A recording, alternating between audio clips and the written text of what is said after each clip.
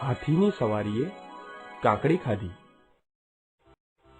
જૂનાગઢના ભક્તોને શ્રીજી મહારાજ ઉપર ખૂબ જ હેત। એકવાર તેમણે હાથી ઉપર શ્રીજી મહારાજની સવારી કાઢી।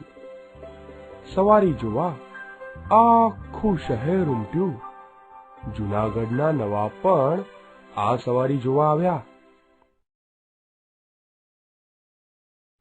ત્યાં એક છોકરો હાથમાં તાજી અને કૂણી કાકડી લઈને આવ્યો। તેને થયું, લાવને શ્રીજી મહારાજને કાકડી ખવડાવું। તેણે ન જોયું સ્થળ કે ન જોયો સમય અને શ્રીજી મહારાજની પાસે જઈને કહે, લ્યો મહારાજ, આ તમારા માટે લાવ્યો છું। અને સામે પણ ભગવાન હતા। એ તો ભાવનાના ભૂખ્યા હતા। તેથી તેમણે ચાલુ સવારીએ છોકરાની કાકડી લીધી। છોકરો ખુશ થઈ નાચવા લાગ્યો।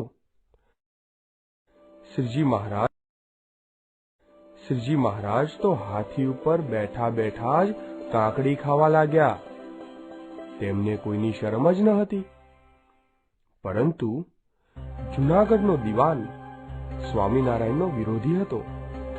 તે શ્રીજી મહારાજને કાકડી ખાતા જોઈ નવાબને કહે, જુઓ જુઓ, આ સ્વામિનારાયણ ચાલુ સવારીએ કાકડી ખાય છે। આને કઈ ભગવાન કહેવાય? ક્યાં ખાવું ને ક્યાં ના ખાવું એનુંય ભાન નથી, થોડોય વિવેક નથી। આ તો માણસ જેવા પણ ના કહેવાય। પણ નવાબ સારી બુદ્ધિ વાળો હતો।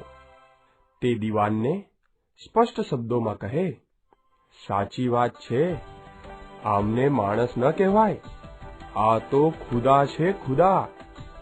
તે વિના હાથીની સવારી ઉપર બેસી કોઈ કાકડી ખાઈ શકે નહીં। આવા હતા શ્રીજી મહારાજ।